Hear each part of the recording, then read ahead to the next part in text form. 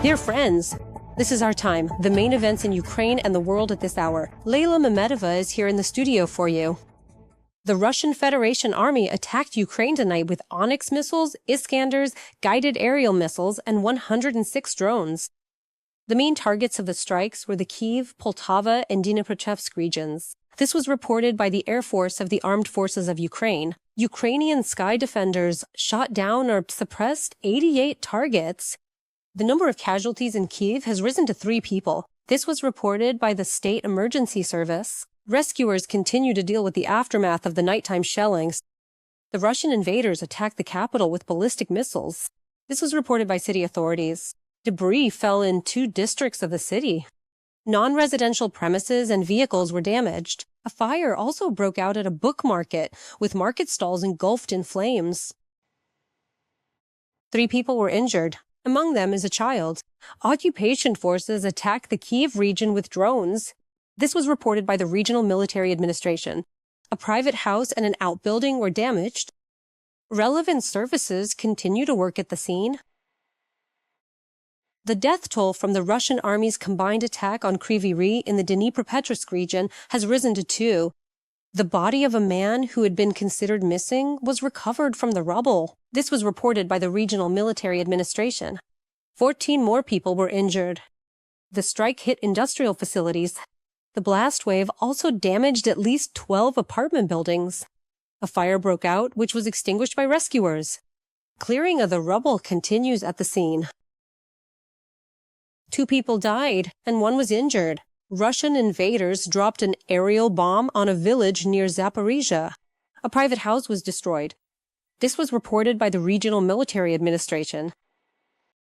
At night, Russian troops attacked Slavyansk in the Donetsk region. They struck residential neighborhoods with high-explosive aerial bombs. As a result, a house and an outbuilding were set on fire. Rescuers were forced to stop their work due to the threat of repeated strikes. In total, more than 20 houses were damaged in the city. There were no casualties.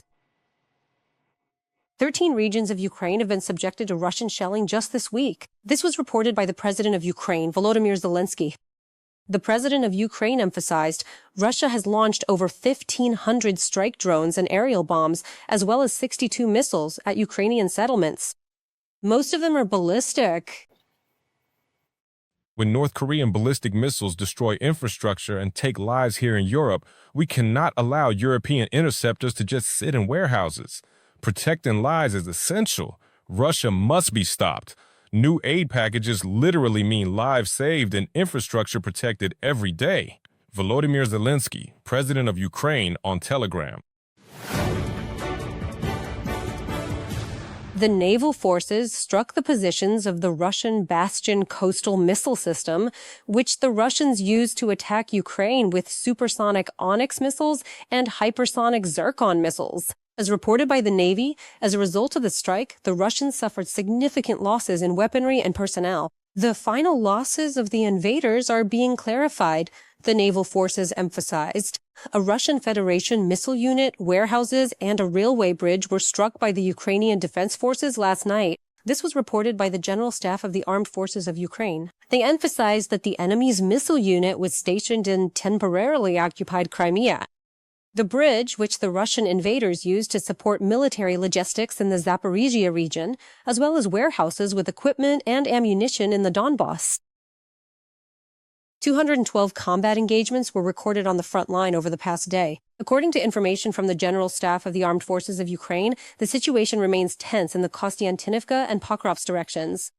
There, the Ukrainian military stopped 28 and 34 Russian attacks, respectively.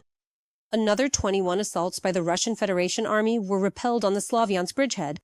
And furthermore, on the South Slavyansk sector, 5 offensive attempts were recorded, and 6 on the Huliapoli sector.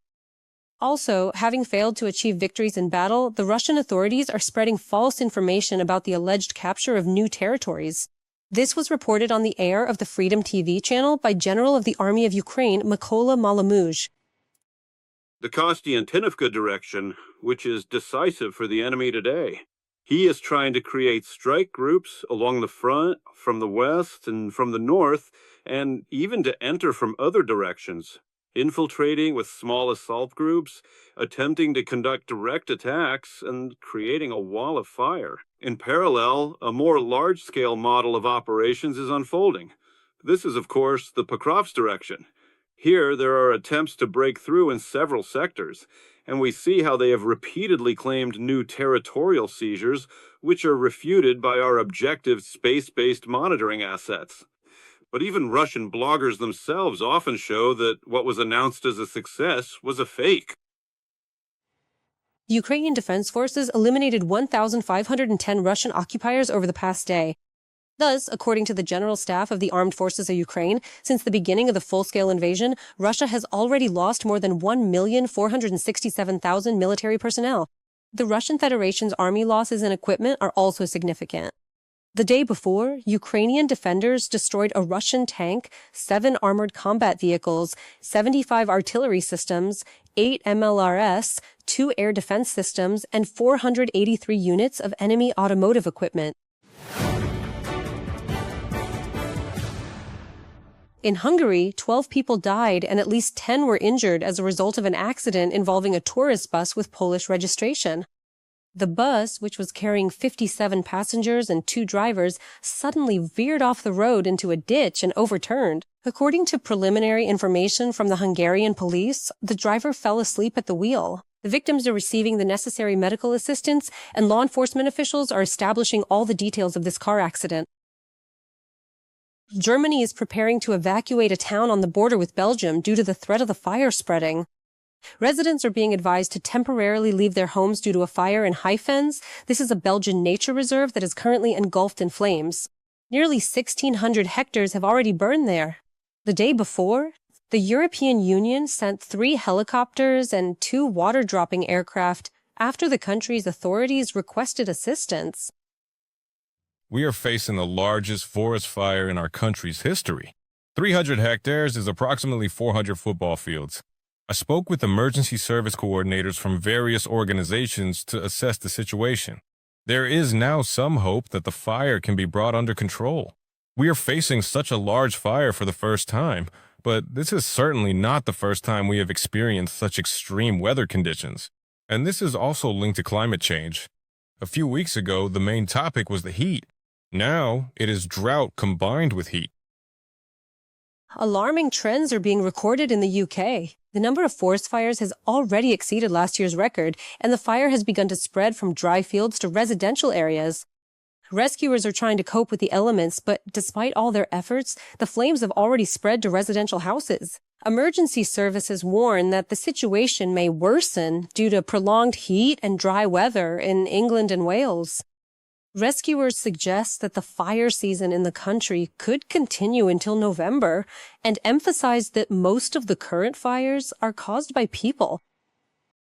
The number of requests for help has already exceeded the response capabilities of the British Fire and Rescue Service. We have provided staff with fire engines and support, but perhaps not in the numbers that were initially required. This remains a constant problem for us. Rescuers are working tirelessly, and the best way to describe how they risk their lives and health is the fact that 9 firefighters have been hospitalized in the last 24 hours.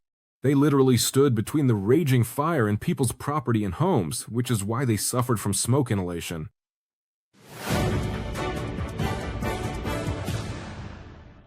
And about victories for Ukraine?